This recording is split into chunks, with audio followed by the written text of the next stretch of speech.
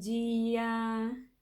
Que Deus abençoe o seu domingo e que você tenha um coração grato por estar mais uma manhã aqui aprendendo mais da Palavra de Deus. É um privilégio que eu e você temos e que Deus nos concedeu. Então, pegue a sua revista, pegue a sua Bíblia e vamos começar um bom dia. Tenha um ótimo dia na Palavra. Lição de número 10. Marcelo começou semana passada e eu vou dar continuidade hoje. Lição de número 10, a autoridade dos dons do Espírito. Texto bíblico básico, está lá em 1 Coríntios, capítulo 12, do versículo 1 até o 11.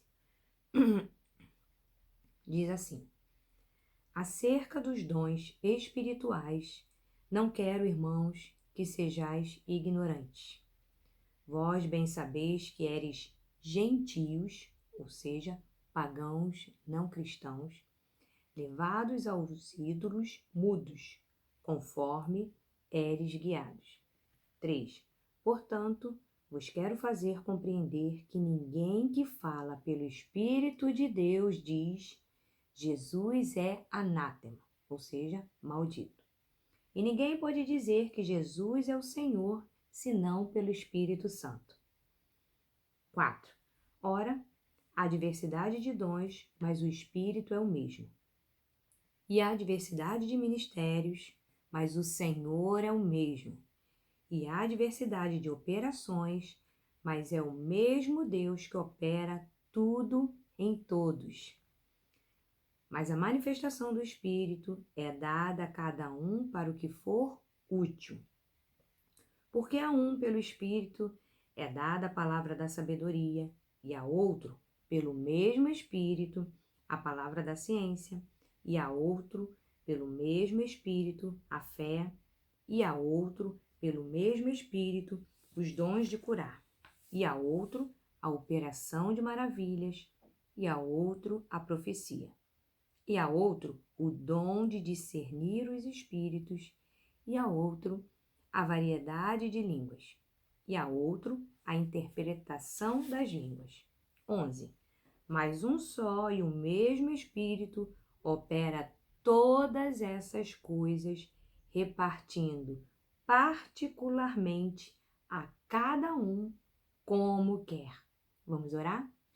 Senhor Deus, obrigada, Pai, obrigada por essa manhã, por esse dia, Pai, que estamos aqui reunidos, Senhor, para aprender mais da Tua Palavra, Senhor. Ajuda-nos a entender o dom que cada um de nós tem, Pai. E não deixe, Pai, não deixe que nenhum de nós, Pai, venha enterrar o dom que o Senhor nos deu. Usa-nos conforme a Tua vontade, para que possamos, Senhor, enquanto igreja, enquanto reino, Senhor, colocarmos os nossos dons, Senhor, à disposição de Ti, Senhor, para a honra e glória do Teu santo nome. Mais uma vez, obrigada, Senhor, por esse dia e pela vida de cada irmão, cada irmã que nesse momento está prestando culto, está estudando, Pai. Recebe, Pai, tudo que for falado aqui, que seja para a honra e glória do Teu santo nome. Que não seja eu, mas Teu Espírito Santo, através de mim. É o que eu te peço e te agradeço, em nome de Jesus. Amém e amém. Vamos lá. Texto áureo. Cada um administre aos outros o dom como recebeu, como bons despenseiros da uniforme graça de Deus. Está lá em 1 Pedro, capítulo 4, versículo 10. Dons, isso está aqui comigo, são concedidos por Deus não para vantagem pessoal, mas para cumprir sua vontade no benefício de todos, ou seja, no coletivo. Já foi falado da palavra introdutória, né? Que o dom tem um papel relevante, a natureza dos dons espirituais, ali no tópico 1, os dons espirituais concedidos aos cristãos procedem do Espírito, ou seja, o Espírito Santo distribui os dons. E que o dom é uma capacidade dada por ele. Tem o quadrinho aqui embaixo. No que diz respeito à participação humana, devemos desejar e buscar os dons com zelo. Tá aqui, ó, esse quadrinho aqui, ó, pequenininho. A fim de que por meio deles realizemos a obra que nos foi confiada. 1.1, os dons são exclusivos. Ali na primeira parte diz, são capacitações divinas. Não resultam de obras humanas, nem podem ser produzidos por esforço próprio. Não tem nada que você faça que você possa produzir isso. Continuando. Graus de finalidades na concessão de dons. Isso tem só na nossa revista, tá? Há 4 graus de finalidades mencionados na Bíblia que estão ligados à concessão do Espírito. Para uma ocasião especial, de forma transitória e ocasional, para a salvação, pela atuação contínua do Espírito Santo, para a exaltação de Cristo no serviço ministerial e para maturidade e frutificação espiritual. 1.2. Diversidade dos dons espirituais. É imprescindível ressaltar que os capítulos 12, 13 e 14 de 1 Coríntios, se tiver um tempinho, dá uma lida nesses capítulos, formam uma unidade de pensamento. Dons nos capítulos 12 e 14 e amor no capítulo 13. Os dons para nada servem se não forem acompanhados pelo supremo dom do amor. Além disso, diferentemente dos demais dons, o amor é permanente e completo em si mesmo. Cada parte do corpo é importante para o todo. 2. Manifestação dos dons espirituais. Os dons equipam o cristão a fim de que possam realizar grandes obras em conformidade com o propósito de Deus. 2.1. Dons relacionados à revelação. Os dons relacionados à revelação são palavra de sabedoria, palavra do conhecimento e discernimento de espíritos. Palavra de sabedoria, que significa a capacidade de compreender e de transmitir a palavra de Deus com profundidade, aplicando-a a situações particulares em que são resolvidos problemas difíceis mediante o emprego da sabedoria espiritual. Lembra que nós estudamos lá atrás sabedoria espiritual? Marca aí na tua revista. Sublinha aí sabedoria espiritual e abre lá em Tiago, a sabedoria que vem do alto, Tiago 3. Deixa eu achar aqui. Nós falamos na lição de número 9, se eu não me engano. Tiago 3,17. Que diz assim: a sabedoria, porém, lá do alto é, primeiramente, pura, depois pacífica, indulgente, tratável, plena de misericórdia e de bons frutos, imparcial e sem fingimento. Então, sabedoria espiritual, sabedoria que vem lá do alto. Tá aqui, ó, Tiago 3,17. Anota aí, que possamos pedir e ter essa sabedoria. 2.1.2 Palavra do conhecimento. Não se trata de conhecimento natural, intelectual, acadêmico ou científico, muito menos de premonição ou adivinhação. Palavra de conhecimento. As palavras de sabedoria e conhecimento servem para guiar e orientar a igreja e não para benefício próprio, particular, de quem as exercita, estreitando, sim, a relação com o ensino e a pregação da palavra. Esse é o papel. Aqui na de vocês tem esse quadrinho? Deve ter, né? Que fala, teologicamente, os dons são importantes porque nos levam a um entendimento mais completo da graça de Deus. Eles são importantes pessoal e experimentalmente, porque exercem influência direta sobre o serviço que o cristão presta ao Senhor, assim como sobre outros serviços dentro da igreja. Continuando. 2.1.3 Discernimento de espíritos. São 3 as possíveis fontes de espíritos, tá? O espírito, o espírito de Deus, Satanás e o homem. Como assim, Carla? Sim. Vou ler novamente para você.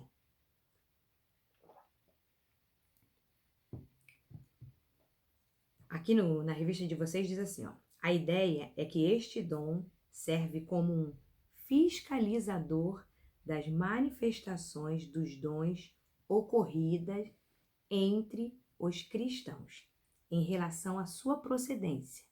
Ou seja, aquilo vem de Deus? Aquilo vem de Satanás ou aquilo vem do próprio homem? Aí você deve estar se perguntando, como assim? Porque existem pessoas que são usadas pelo inimigo, existem pessoas que Deus usa, com certeza, existem muitas, e existem pessoas que usam a Deus. A pessoa que usa. Já ouviu aquelas pessoas? Ah, porque Deus mandou, porque o Espírito Santo mandou. Então, esse discernimento de espíritos é para isso. Esse dom é para isso.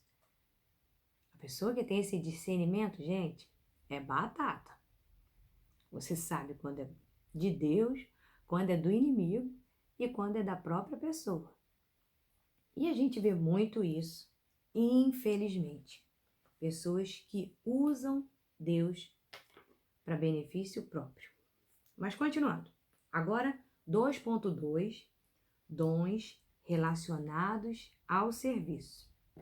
Voltando aqui rapidinho, que a gente estava falando das pessoas que usam Deus, tem pessoas também que fingem, né, que são usadas pelo inimigo, né? Eu brinco que eu falo assim, às vezes o diabo, né, o ceboso, como eu chamo, olha e fala assim, puxa, eu nem fiz nada disso.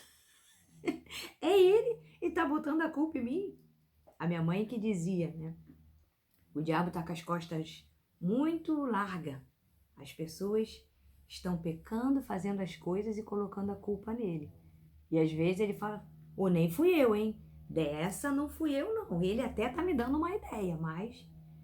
Então, temos que cuidar e pedir a Deus discernimento. Vamos lá, dons relacionados ao serviço. Os dons de serviço são fé sobrenatural, dons de curar e operação de milagres.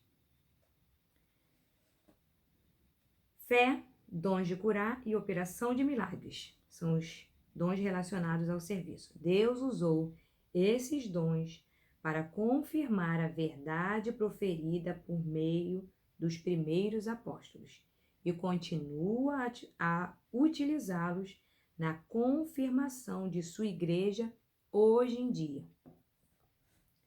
Aí na sua revista, Fé Sobrenatural. Deixa eu ver quanto tempo tá. Tá, tranquilo. A fé sobrenatural difere daquela que todos os seres humanos exercitam ao crer. Por exemplo, que o sol nascerá todas as manhãs, fé natural. E da própria fé para a salvação. Está lá em Hebreus 11:6. Esse dom consiste na capacidade de crer que Deus pode interferir na história para mudá-la com feitos extraordinários segundo o seu querer. Ou seja, é segundo a vontade dele. Esses feitos extraordinários fazem parte de uma fé sobrenatural. É você crer que Ele pode fazer muito além daquilo que pedimos ou imaginamos ou sonhamos. É Ele, mas é segundo o querer dele. Essa certeza inabalável esteve presente na vida de Pedro e João quando disseram ao paralítico na porta do templo que se colocasse em pé em nome de Jesus. Também é vista na vida do profeta Elias, quando este enfrentou os profetas de Baal no Monte Carmelo. Em Romanos 12, versículo 3, Paulo fala da medida da fé que alude à decisão soberana de Deus em disponibilizar toda sorte de dons. Vamos lá em Romanos 12, 3. Porque pela graça que me foi dada, digo a cada um dentre vós que não pense de si mesmo além do que convém. Antes pense com moderação, segundo a medida da fé que Deus repartiu a cada um. Desse modo, subentende-se que há uma provisão divina para cada crise e para cada situação. Olha isso, gente. Há uma provisão divina para cada crise, para cada situação, para tudo na sua vida. Deus está lá com uma provisão divina. Deus está lá cuidando. Deus está lá contigo. Ele pode não te livrar da fornalha, mas Ele estará contigo na fornalha. Ele pode não te livrar da cova dos leões, mas Ele estará contigo na cova. Tá entendendo a diferença? Esse nosso Deus é bom demais. A autoridade da fé é a própria confiança na providência divina, ou seja, é crer que Ele tudo pode. Ele pode tudo. No tempo dele, do jeito dele, na hora dele. Ele pode. E nós temos que confiar e descansar. Dons de curar. 2.2.2.2. Tanto ponto, né? Mas vamos lá. Em 1 Coríntios, capítulo 12, versículo 9, tanto a palavra cura como o termo dom aparecem no plural. Esta é uma indicação clara de que Deus concede aos seus filhos autoridade espiritual sobre diferentes enfermidades e de que o exercício de cada uma delas é um dom especial. Não se pode esquecer que o poder de curar pertence ao Senhor Jesus e não àquele a quem foi concedido o dom. Vou ler novamente. Não se esqueça que o poder de curar pertence ao Senhor Jesus e não àquela pessoa que foi concedida o dom. A cura de um enfermo continua sendo resultado da vontade divina sobre o homem que crê. Ele continua soberano, ele continua reinando. 2.2.3. Operação de milagres. O texto bíblico básico afirma que o Espírito concede à Igreja manifestações sobrenaturais de poder. A ênfase, entretanto, não está naqueles que possuem a capacidade de operar milagres, mas com que propósito? Qual o propósito da operação de milagres? O ensino geral dos evangelhos é que todas as operações miraculosas realizadas pelos que foram agraciados por Deus com essa capacitação visam única e exclusivamente a glória de Deus e ao testemunho da veracidade da cura realizada. Irmãos, não sei quanto a vocês, mas operação de milagres e curas, meu pai, na minha família eu tenho vários. Meu irmão, Paulinho hoje tem 40 e poucos anos.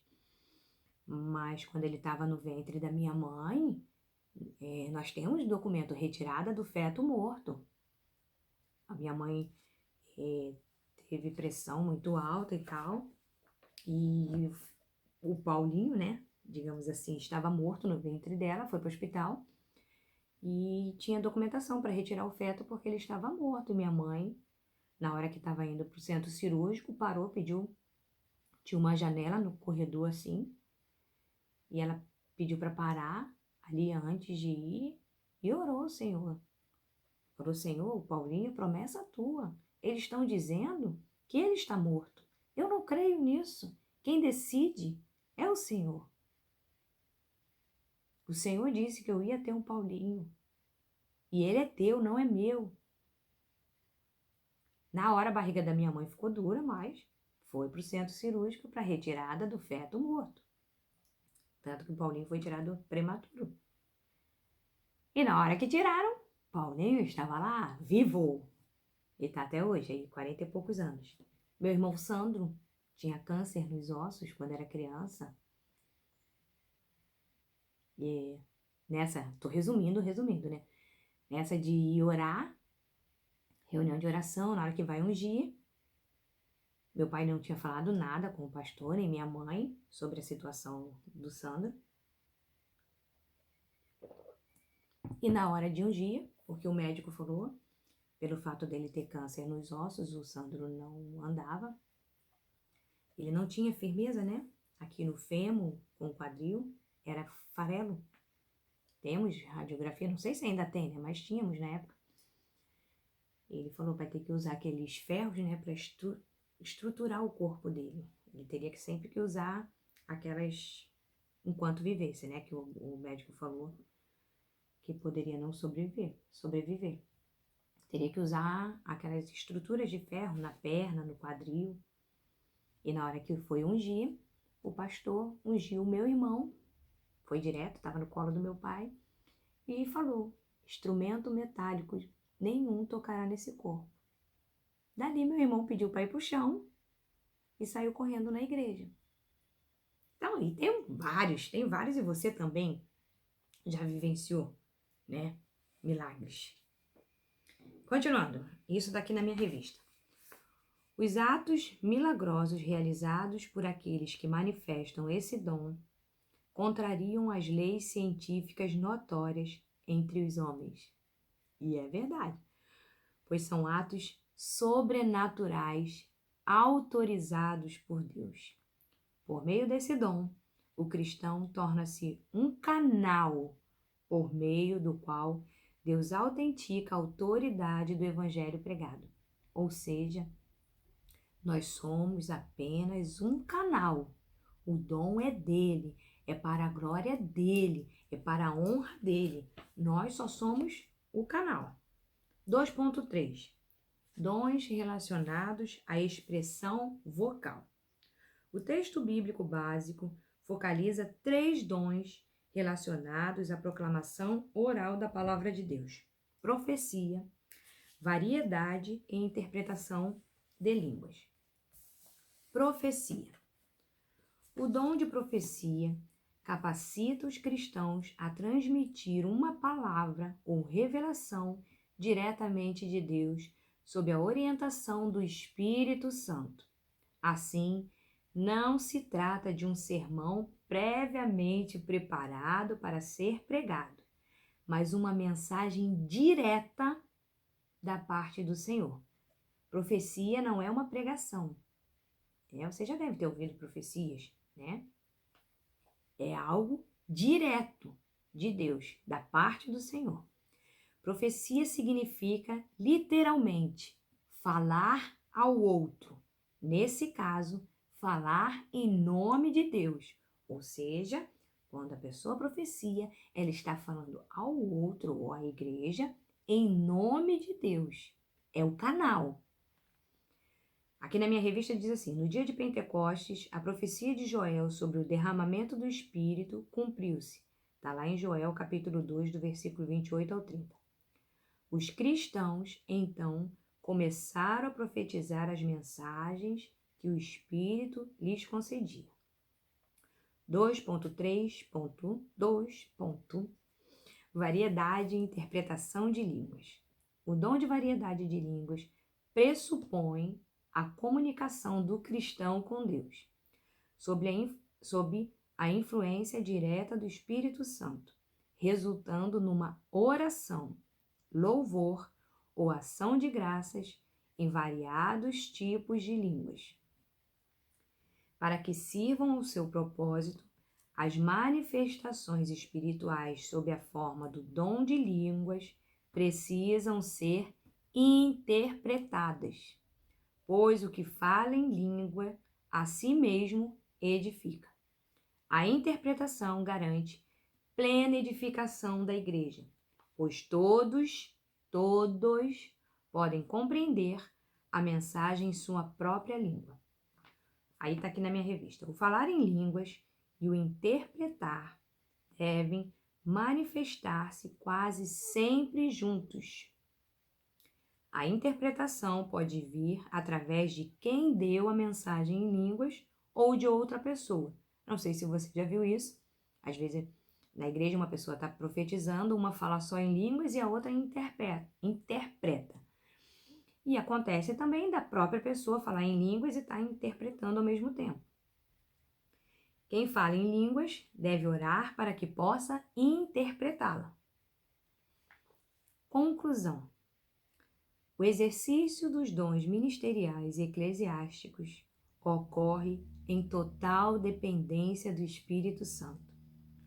Acima de tudo, deve haver o entendimento de que todos os dons espirituais devem estar em subordinação ao dom mais elevado, o amor.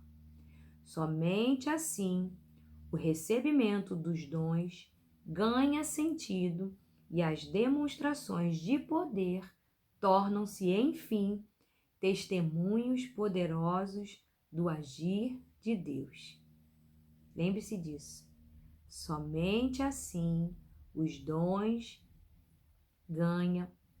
somente assim o recebimento dos dons ganha sentido e as demonstrações de poder tornam-se, enfim, testemunhos poderosos do agir de Deus, quando ele está subordinado ao dom maior, que é o amor. Queridos, essa revista tem sido uma benção. Então, pega aí, fruto do Espírito, sabedoria que vem do alto, dons espirituais, dons do Espírito. Dá uma revisada.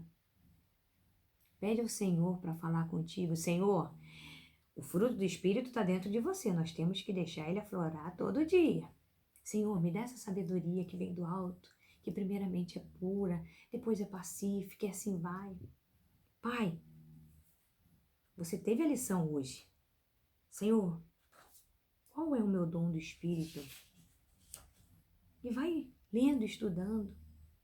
Queridos, tudo que o Senhor faz e tudo que o Senhor dá é perfeito.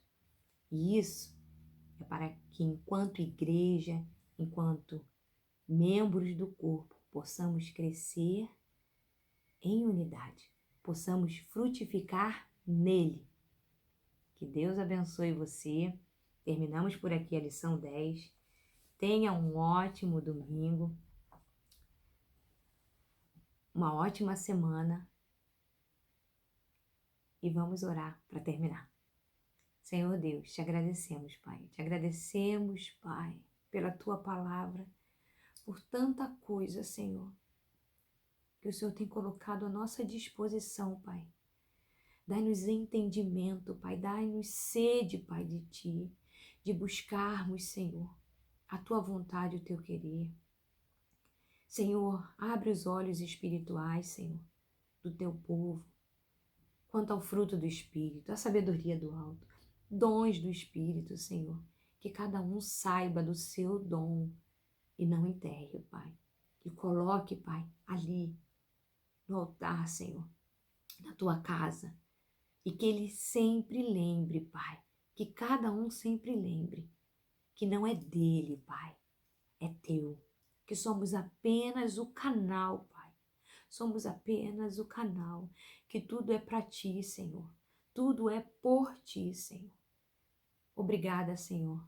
Obrigada pelo privilégio que temos de estudar a tua palavra, pelo privilégio que temos, Senhor, de aprender a tua palavra, Pai, e por termos ela, Senhor. Que tenhamos essa sede, essa vontade, Pai, de cumprirmos a tua vontade, o teu querer, o teu propósito, Pai, para a nossa vida. Abençoa, Pai, a vida de cada irmão, de cada irmã, de cada lar aqui representado, Pai. Dai-nos um domingo debaixo da tua mão poderosa, uma semana, Pai, guardada e abençoada por ti. E recebe, Pai, o culto que será prestado a ti. Recebe o louvor, a adoração, tudo para a honra e glória do teu santo nome, Pai. E te agradecemos, Pai, pelo teu sacrifício ali na cruz, Senhor. Hoje é um dia de ceia, Senhor. Que possamos a cada dia lembrar, Pai, que tu fosse moído, que tu sofreu, Pai, o que sofreu por mim e pela vida de cada irmão. Muito, muito obrigada por tudo, Pai. Te amamos e desejamos, Pai, cumprir a tua vontade e o teu querer, não a nossa. É o que te pedimos e te agradecemos em nome de Jesus. Amém e amém. Fiquem com Deus, amo vocês e até a próxima.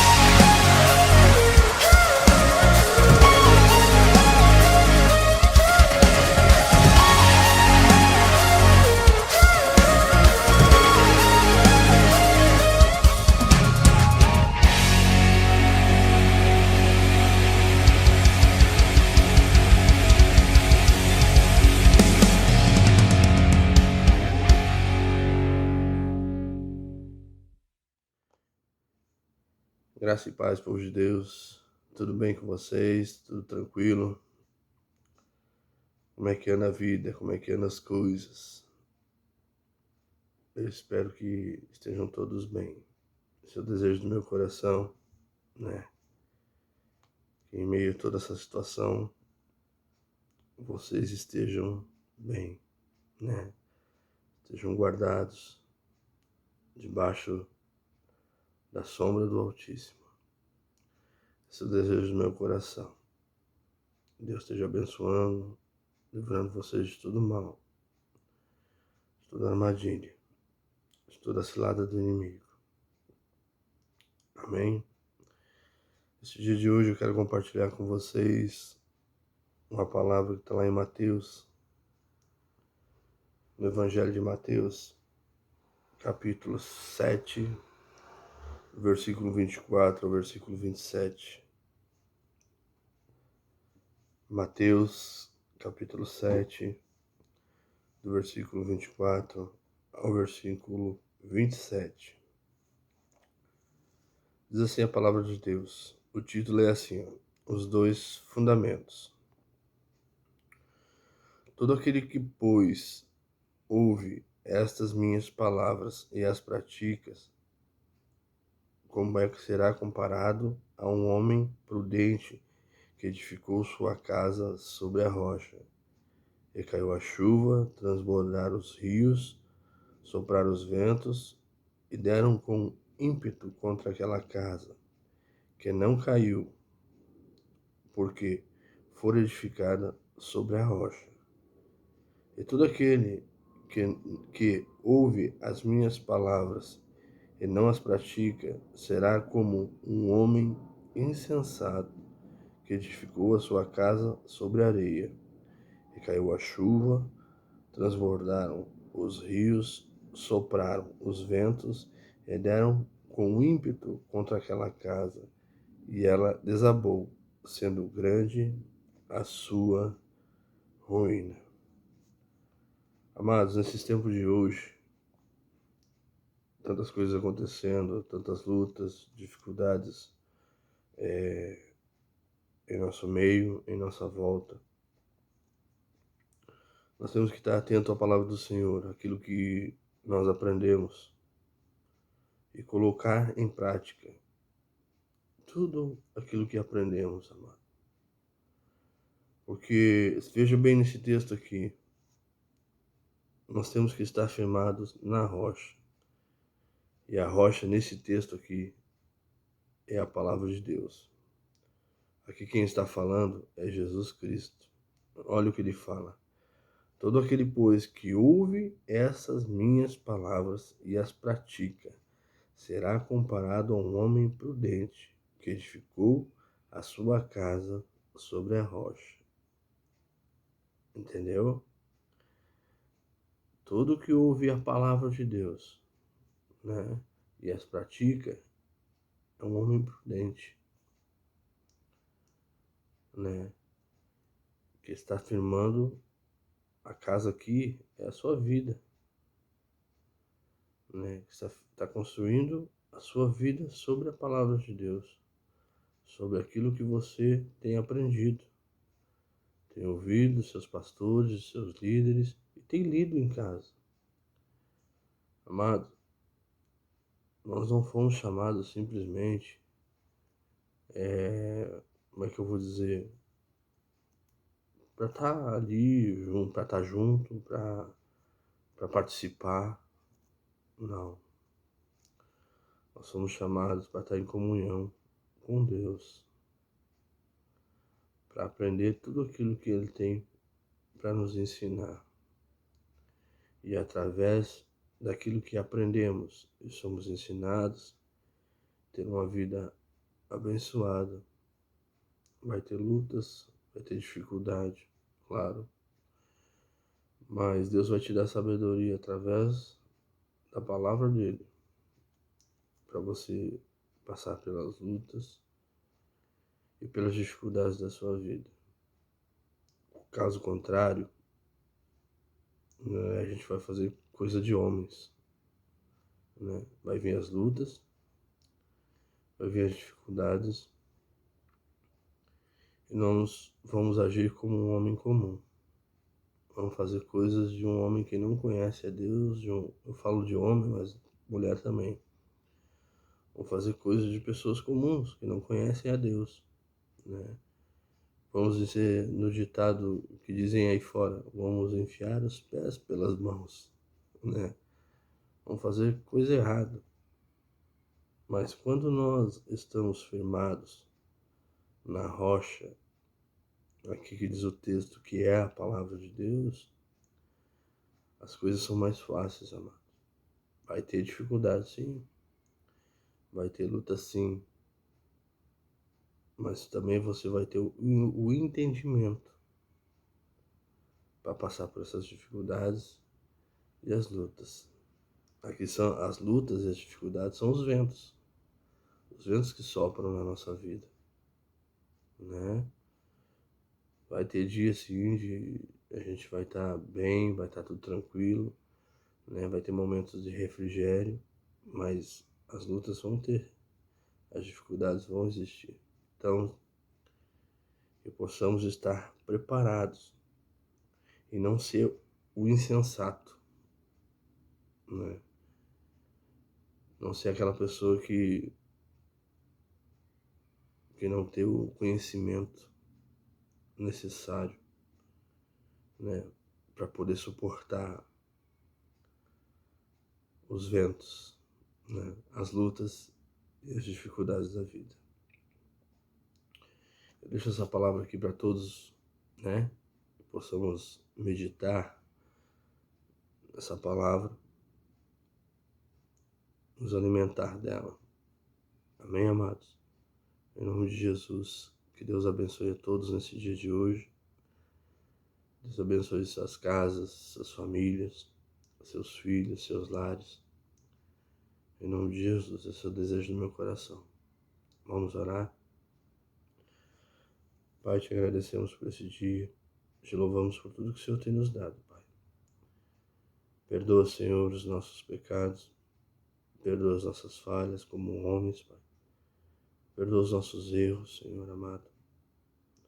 Tudo aquilo que não te agrada, Deus. Em nome de Jesus, Senhor amado. Que possamos estar firmados, Pai. Firmados na Tua palavra. Firmados naquilo que temos aprendido, Senhor amado. A cada dia de nossas vidas, Pai. Para que possamos resistir aos ventos, às tempestades das nossas vidas, Pai. As lutas que se levantam contra nossas vidas, contra nossas famílias. Pai, em nome de Jesus te pedimos, Pai, a Tua bênção nesse dia de hoje, Pai amado. Sobre cada lar, sobre cada vida, Pai. A Tua bênção sobre aquele que hoje se encontra necessitado de alguma coisa. Ele se encontra caído, triste, abalado. Deus, que a Tua misericórdia e a Tua graça nos alcance nesse dia de hoje, Pai. Assim nós te pedimos, Pai, no nome do Pai, no nome do Filho e no nome do Espírito Santo, Pai. Amém.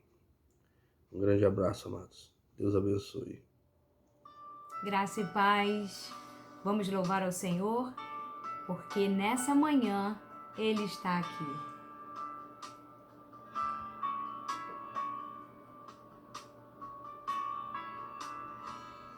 Ainda que meus olhos não te vejam, posso te sentir. Sei que estás aqui.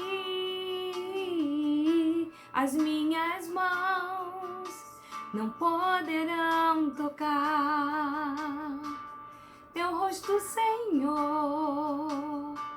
Sei que estás aqui. Oh, oh, meu coração pode sentir tua presença. Estás aqui, estás aqui. Posso sentir tua grandeza. Estás aqui, estás aqui. Meu coração pode olhar tua beleza. Estás aqui. Posso sentir teu grande amor. Estás aqui, estás aqui. Ainda que meus olhos não te vejam, posso te sentir. Sei que estás aqui. As minhas mãos não poderão tocar teu rosto, Senhor. Sei que estás aqui. Oh, oh, oh, meu coração pode sentir tua presença. Estás aqui, estás aqui. Posso sentir tua grandeza. Estás aqui, estás aqui.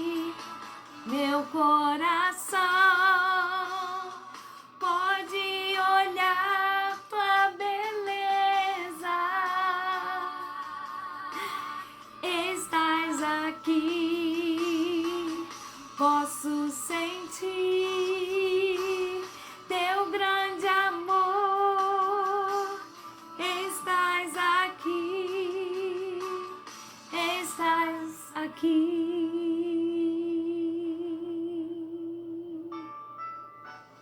Ele está aqui, cuidando de mim e de você.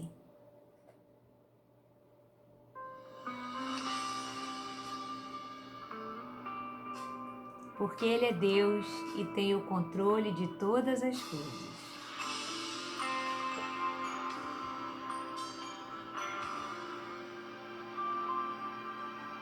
Minha fé não está firmada nas coisas que podes fazer.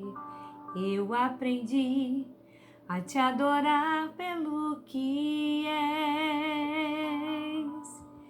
Nele vem o sim e o amém, somente dele mais ninguém. A Deus seja o louvor.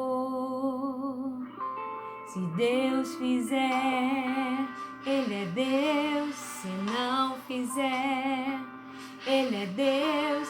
Se a porta abrir, Ele é Deus. Mas se fechar, continua sendo Deus. Se a doença vier, Ele é Deus. Se curado eu for, se tudo der certo, Ele é Deus. Mas se não der, continua sendo Deus.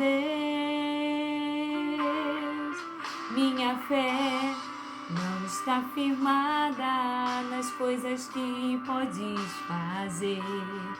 Eu aprendi a te adorar pelo que és. Dele vem o sim, o amém, somente dele mais ninguém. A Deus seja o louvor. Se Deus fizer, Ele é Deus. Se não fizer, Ele é Deus. Se a porta abrir, Ele é Deus. Mas se fechar, continua sendo Deus. Se a doença vier, Ele é Deus. Se curado eu for, Ele é Deus. Se tudo der certo, Ele é Deus. Mas se não der, continua sendo Deus. Eu não adoro pelo que Ele faz, eu adoro pelo que Ele é. Haja o que houver, sempre será Deus. Eu não adoro pelo que Ele faz, eu adoro pelo que Ele é. Haja o que houver, sempre será Deus. Se Deus fizer, Ele é Deus. Se não fizer, Ele é Deus. Se a porta abrir, Ele é Deus. Mas se fechar, continua sendo Deus. Se a doença vier, Ele é Deus. Se curado eu for, Ele é Deus. Se tudo der certo, Ele é Deus. Mas se não der, continua sendo Deus.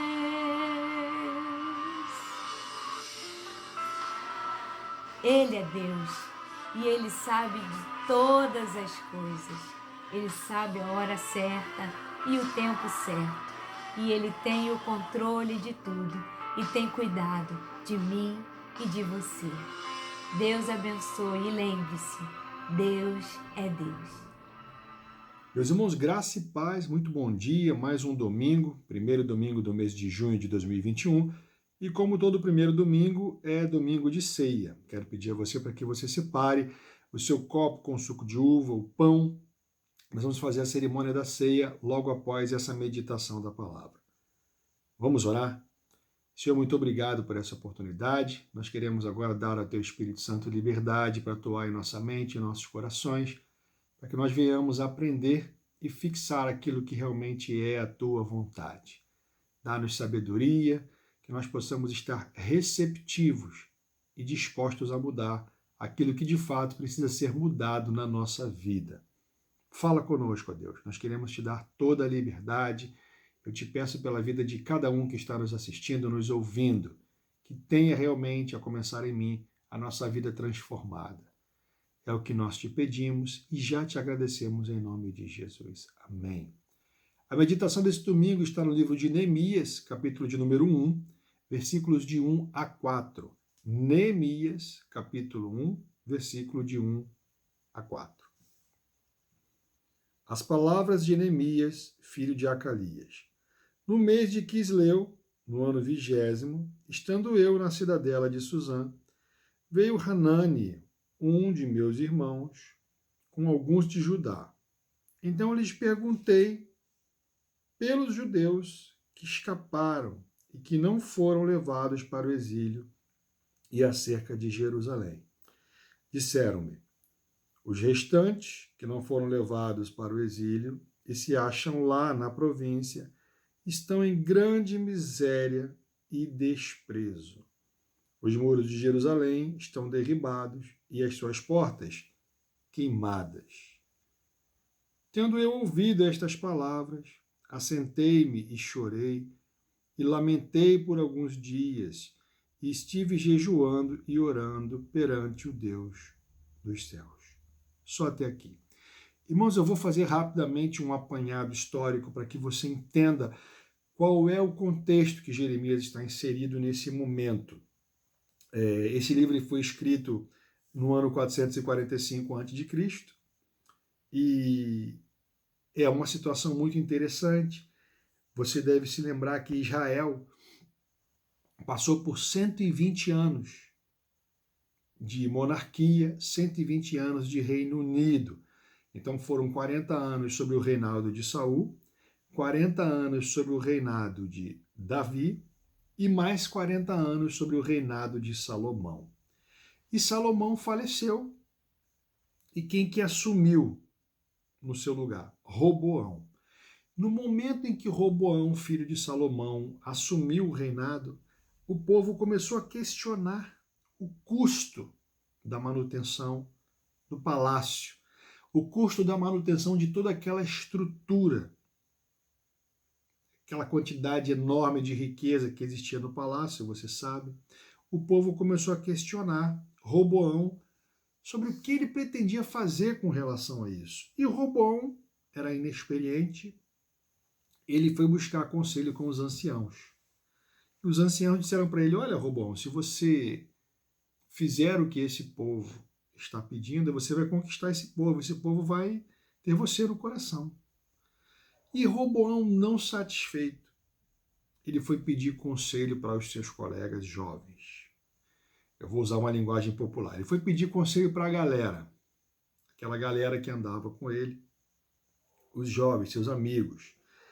E seus amigos pediram para que ele dissesse que o seu dedo mínimo era mais grosso que o braço de seu pai. Em outras palavras, se você achou que o meu pai pegou pesado com vocês na questão dos impostos, eu vou pegar muito mais. Isso gerou uma revolta. Um líder oportunista chamado Roboão conseguiu mobilizar 10 das 12 tribos e eles criaram o Reino do Norte. No Reino do Norte foram 10 tribos, no Reino do Sul 2 tribos, Israel, na realidade no Reino do Sul Benjamim e Judá, e no Reino do Norte 10 tribos. O que aconteceu? No Reino do Norte a capital era Samaria, e durou esse Reino do Norte 209 anos, e lá se revezaram 19 reis com 8 dinastias. E o que são dinastias? Dinastias são famílias. Então 19 reis, 8 famílias, e no Reino do Sul se manteve no poder somente uma dinastia. Você deve se lembrar que o Messias viria dessa dinastia. Ok? E no Reino do Norte, Deus enviou, nesse período de 209 anos, diversos profetas para adverti-los Os reis do norte foram terríveis, não queriam saber do Senhor. E Deus mandou diversos profetas para adverti-los. No Reino do Sul foi um pouco diferente. Havia altos e baixos, reis que faziam aquilo que o Senhor queria e reis que faziam aquilo que o Senhor não queria. Então, houve essa alternância, esses altos e baixos. E o que aconteceu com o Reino do Sul? O Reino do Sul imaginou que se eles tivessem o templo ali, mesmo eles tendo essa alternância de fazer e não fazer a vontade do Senhor, eles imaginavam que eles estariam bem com o Senhor. E eles transformaram o templo numa espécie de amuleto. Ou seja, se nós tivermos esse amuleto aqui, nós estaremos bem com o Senhor. O que acontece nesse período? A Babilônia ela prevalece sobre o Império Assírio, ok? E o reinado ele acabou sendo cercado, o Reino do Norte acabou sendo cercado, e o povo foi levado ao cativeiro. O Reino do Norte foi levado ao cativeiro, e o Reino do Sul ainda resistiu. O Reino do Sul foi cercado, Jerusalém foi cercada, num período depois, e o povo foi levado cativo. Não sei se você se lembra, foi nessa época que Daniel e seus amigos foram levados cativos para a Babilônia. O que aconteceu? Não aconteceu isso de uma vez só, foram 2 ou 3 cercos, e nesse último cerco, a cidade foi realmente cercada, invadida, o templo foi destruído e o povo foi levado cativeiro, foi levado cativo. A cidade ficou arrasada. E você deve se lembrar que a profecia, Jeremias havia profetizado, que esse cativeiro duraria 70 anos. Então esse povo ficaria cativo 70 anos. No começo, que esse povo foi levado cativo, eles se lamentavam, eles choravam, eles queriam realmente vingança. Eles desejavam, se você ler lá no livro de Salmos, se não me engano, Salmo 137, eles mencionam até que eles queriam que os inimigos tivessem, que os seus filhos tivessem a cabeça esmagada com pedras. Olha só o sentimento de vingança que eles tinham. Só que o que aconteceu? O povo levado cativo começou a absorver a cultura. Eles começaram a se aclimatar do ponto de vista cultural.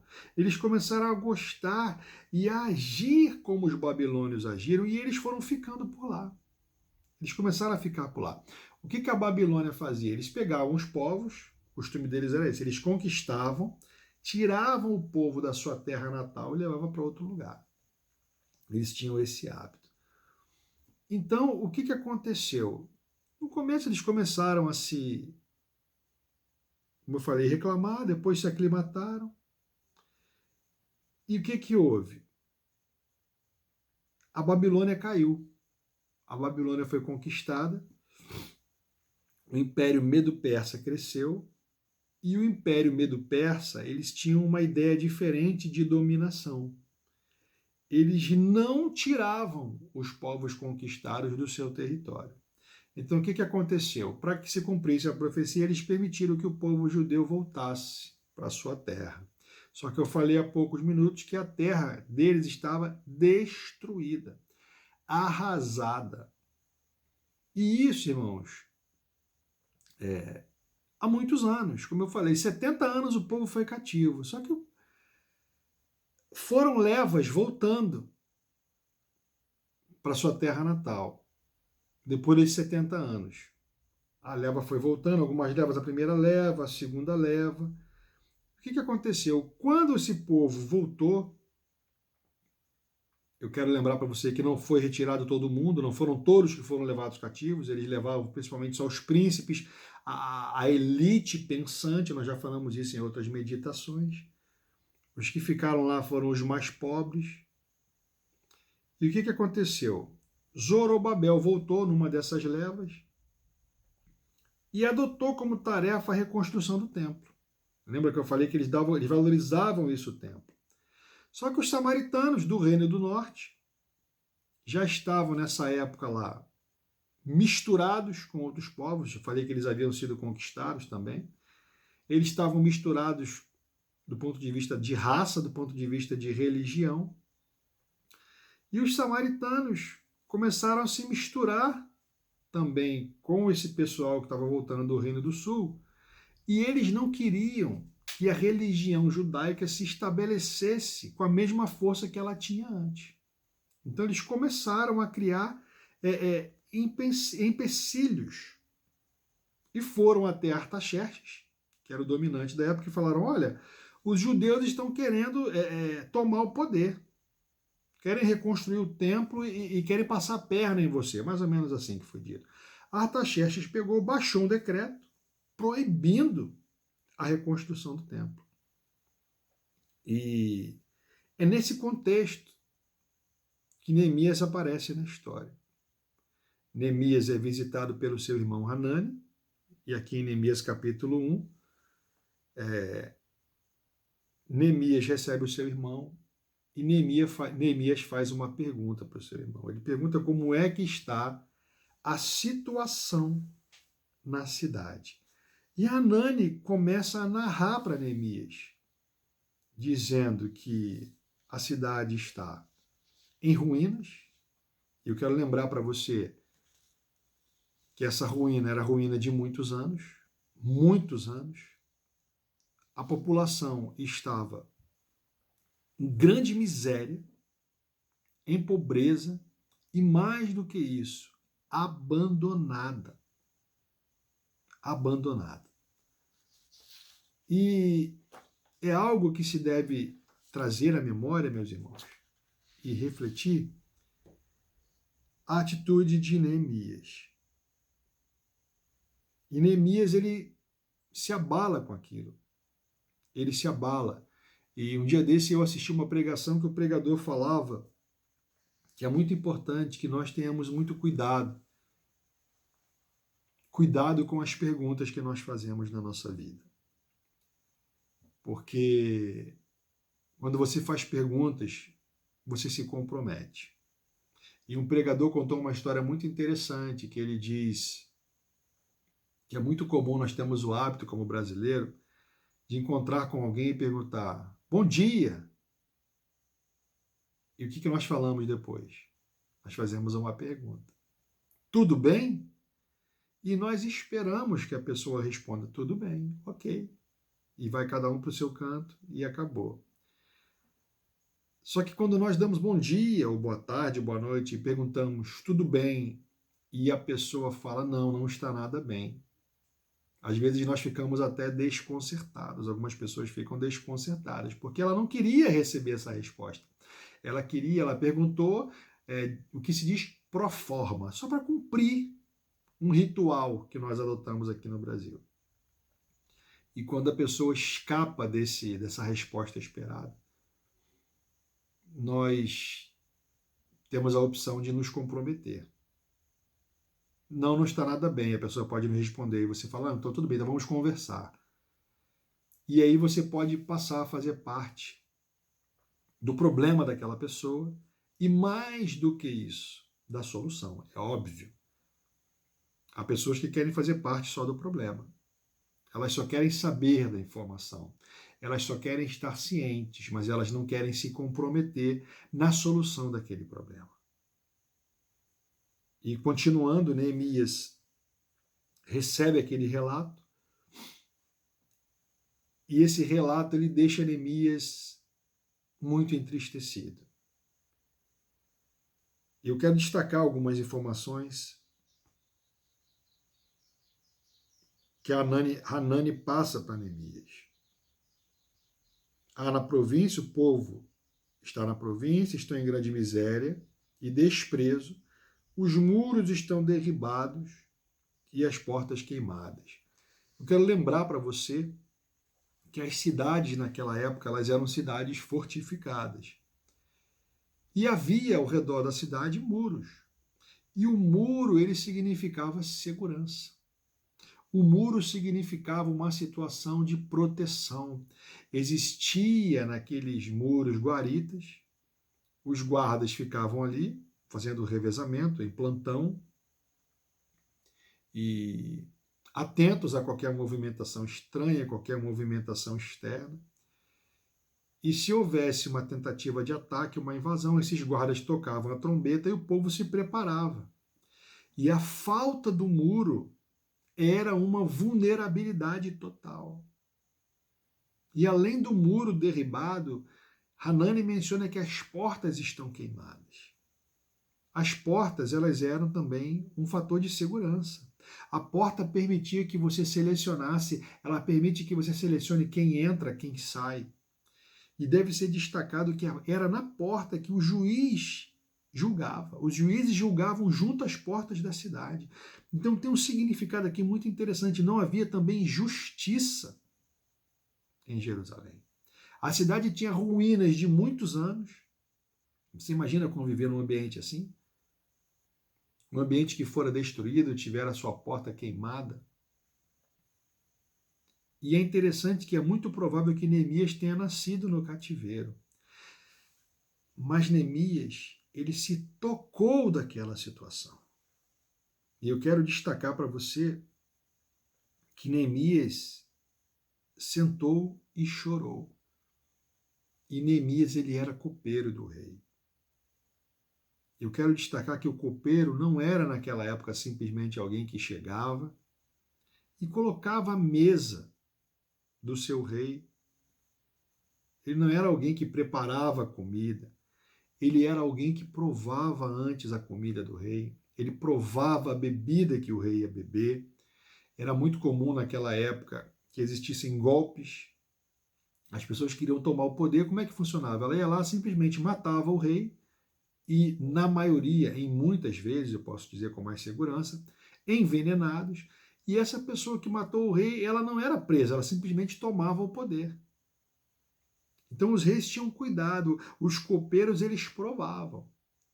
Provava a melhor comida, era a comida que o rei comia, provava a melhor bebida. Se o copeiro não caísse duro, morto lá, o rei podia se alimentar. E Neemias tinha essa função. Era um cargo muito bom. Neemias estava bem, Neemias estava estabilizado economicamente. E Neemias faz essa pergunta para o seu irmão e recebe essa resposta. E Neemias é impactado por essa resposta. E eu quero destacar para você que Neemias, ele simplesmente não recebe a resposta e fica quieto. Mas Neemias se sente parte. Neemias se sente responsável por resolver o problema daqueles que estavam lá na sua terra. Terra que ele não tinha nascido lá, mas a qual ele pertencia. E ele diz, no versículo 4, a narrativa diz que, tendo eu ouvido estas palavras, assentei-me e chorei, e lamentei por alguns dias. E estive jejuando e orando perante o Deus dos céus. E disse, Senhor, Deus dos céus, Deus grande e temível, que guardas a aliança e a misericórdia para com aqueles que te amam e guardam os teus mandamentos. Estejam, pois, atentos os teus ouvidos e os teus olhos abertos, para acudires à oração do teu servo que hoje faço à tua presença. Dia e noite pelos filhos de Israel, teus servos, e faço confissão pelos pecados dos filhos de Israel, os quais temos cometido contra ti, pois eu e a casa do meu pai temos pecado. E ele continua orando aqui. E ele vai orando. E eu quero destacar uma coisa para você. Eu quero trazer hoje essa meditação um pouco para a sua realidade. E eu quero te fazer uma pergunta. Você tem orado e você tem chorado pela necessidade dos outros? Irmãos, é muito comum nós sermos tomados, sermos dominados por um espírito de ingratidão, por não reconhecer aquilo que nós temos, o local onde nós estamos. Eu falo com muita tranquilidade. Há muitas pessoas que gostariam de estar onde você está. Há muitas pessoas que gostariam de ter chegado onde você chegou. E Neemias, ele entendeu algo muito interessante. Neemias entendeu que era momento de interceder. Neemias fez uma pergunta. Neemias recebeu uma resposta impactante. Neemias se comprometeu. E eu quero perguntar a você hoje, você tem se comprometido com as causas que são colocadas diante de você? Eu vou colocar no universo mais simples, na sua família, na sua igreja, na igreja a qual você está afiliado. Você tem se comprometido em agir, em ajudar, em fazer a vontade do Senhor, em ser um elemento ativo, em ser um membro do corpo? Você tem sentido a dor dos outros? São essas perguntas que eu quero fazer para você. E algo que chama a atenção, que Neemias ora. Neemias ora ao Senhor. Eu li um trecho da oração.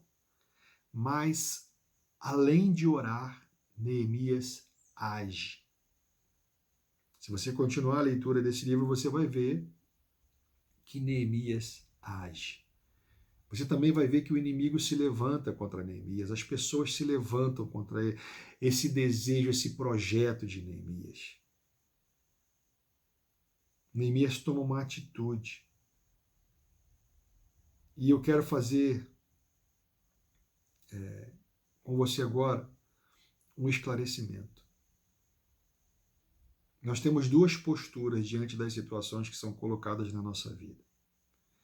Você recebe a notícia do problema, e se você ora e você não age, você tem uma espécie de espiritualidade em fuga. Você só ora e você não se sente responsável por resolver aquilo. Você diz, isso não é problema meu. E há uma outra situação perigosa também. É aquela em que você age e não ora. Aí você é arrogante.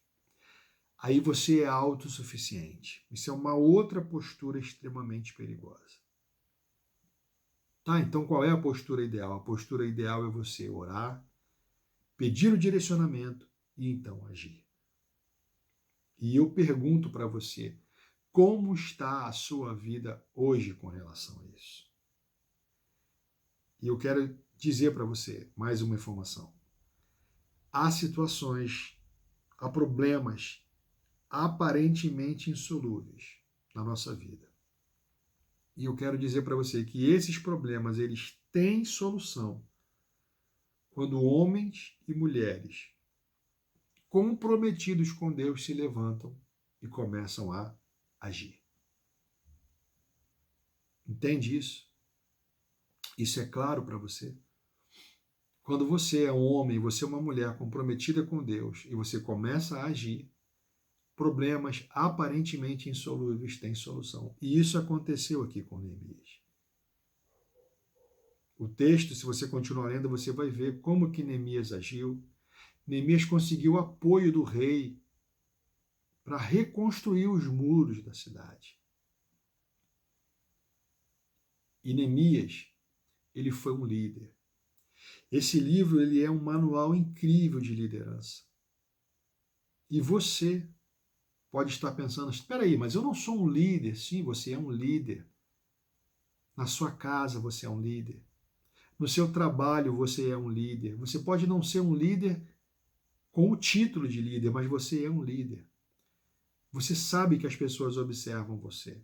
E as pessoas observam você, alguns realmente para aprender com você e outros para tentar te julgar e até te derrubar. Mas querendo ou não, nós somos líderes. Pode haver pessoas que vão procurar você pedindo ajuda, pode haver pessoas que vão procurar você pedindo um conselho. E o líder, ele influencia. Liderar é influenciar. Qual é a influência que você tem exercido nas pessoas? Como você tem influenciado as pessoas na sua vida como um todo? Como você tem influenciado os seus filhos? Olha que desafio. Como você, marido, tem influenciado a sua esposa? Como você, esposa, tem influenciado o seu marido? A sua relação familiar, ela é uma relação de crescimento? Ou é uma relação de enfraquecimento? Se nós compararmos a situação de Israel aqui, muros destruídos, sem segurança, portas destruídas, sem justiça, é muito diferente do que nós enfrentamos hoje. Meus irmãos, nós temos que orar pelas nossas autoridades. E nós temos que agir naquilo que estiver ao nosso alcance. Colocando diante do Senhor e agindo. Exercendo ao nosso redor as influências que precisam ser exercidas de um modo positivo. Eu não estou falando aqui politicamente, eu estou falando espiritualmente, principalmente. E eu quero, encerrando essa meditação, deixar para você esse desafio de que você reveja a sua postura, de que você avalie a sua postura. Eu não sei qual é a dificuldade que você tem enfrentado na sua vida, no seu dia a dia, nesse período de pandemia. E eu quero dizer que a oração, ela pode mudar qualquer coisa. A oração, ela chega até Deus, ela é levada até Deus. Então nós temos acesso livre, nós temos acesso direto. E eu quero desafiar você a se engajar nisso, a mudar a sua vida. Amém? Eu quero pedir a você para que você agora pegue os seus elementos da ceia, deixe aí ao alcance da sua mão, o suco de uva, o pão. Vamos orar pelos elementos da ceia? Senhor, nós queremos te apresentar a Deus esse suco de uva que representa o teu sangue, esse pedaço de pão que representa o teu corpo, Deus. E nós queremos te agradecer, porque tu fizestes o sacrifício na cruz para que nós pudéssemos hoje, muitos anos depois, estar aqui celebrando a ceia, Pai. Senhor, esses elementos não vão ser transformados, eles são apenas elementos, eles são símbolos do teu corpo e do teu sangue. E nos ajuda, Senhor, a cumprir a tua vontade, Pai. É em nome de Jesus que nós te pedimos, Senhor. Quero convidar você a ouvir a leitura da primeira carta de Paulo aos Coríntios, capítulo de número 11, a partir do versículo 23, que diz o seguinte: porque eu recebi do Senhor o que também vos entreguei, que o Senhor Jesus, na noite em que foi traído, tomou o pão e, tendo dado graças, o partiu e disse: isto é o meu corpo, que é dado por vós. Fazei isso em memória de mim. Comamos o pão.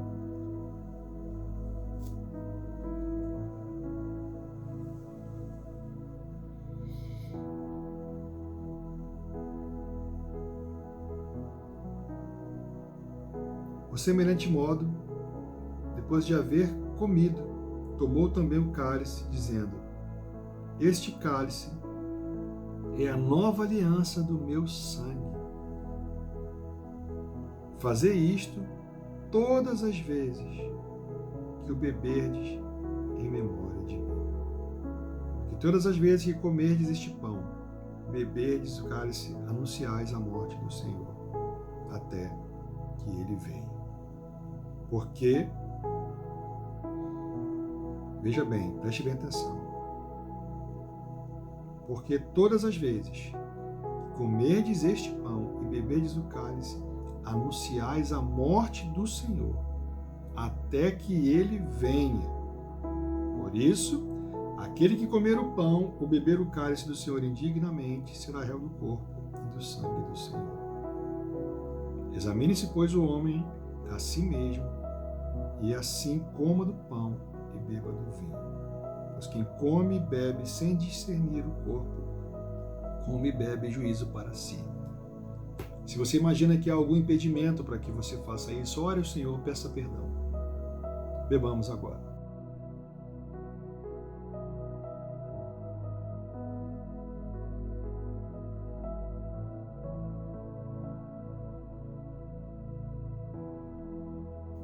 Senhor, nós queremos mais uma vez te agradecer por essa oportunidade de poder fazer esse memorial, lembrando mais uma vez o teu sacrifício na cruz por nós, Pai. Senhor, nós queremos te agradecer pela vida de cada um que está agora assistindo esse culto, participando dessa ceia. Nós queremos te pedir pela nossa semana, que seja uma semana de paz, uma semana de tranquilidade, para aqueles que estão doentes, para aqueles que estão passando por dificuldades financeiras, de conseguir um trabalho. Senhor, ajuda-nos como corpo a ajudar os teus membros, Pai. Dá-nos sabedoria, discernimento, amor. Nós entregamos diante de Ti a nossa semana, Pai. Nós entregamos diante de Ti tudo o que vai acontecer nessa semana. Perdoa-nos naquilo que nós temos Te desagradado, Pai. Nós pedimos a Tua misericórdia diante dessa pandemia, Pai. Nós te pedimos, Pai. Tem misericórdia de nós, tem misericórdia do Teu povo, das pessoas que têm perdido entes queridos. Fortalece, ó Deus, dá força, renova-os. É o que nós te pedimos, Senhor, e já te agradecemos, porque nós cremos que Tu tens poder, Senhor, para agir. Em nome de Jesus. Amém. Meus irmãos, eu te desejo uma excelente semana aos pés do Senhor. Eu desejo que você medite em tudo isso que foi falado. Fique com Deus. Até o nosso próximo encontro. Acompanhe as notícias, as programações, as decisões que serão tomadas aí no nosso grupo de WhatsApp. Ok? Deus te abençoe. Até mais. Tenha uma excelente semana. Fique com Deus. Me leva pra mais perto. Eu quero ir mais fundo. Quero te conhecer. Quero te conhecer. Teu amor é mais doce que tudo neste mundo. Quero te conhecer. Quero te conhecer.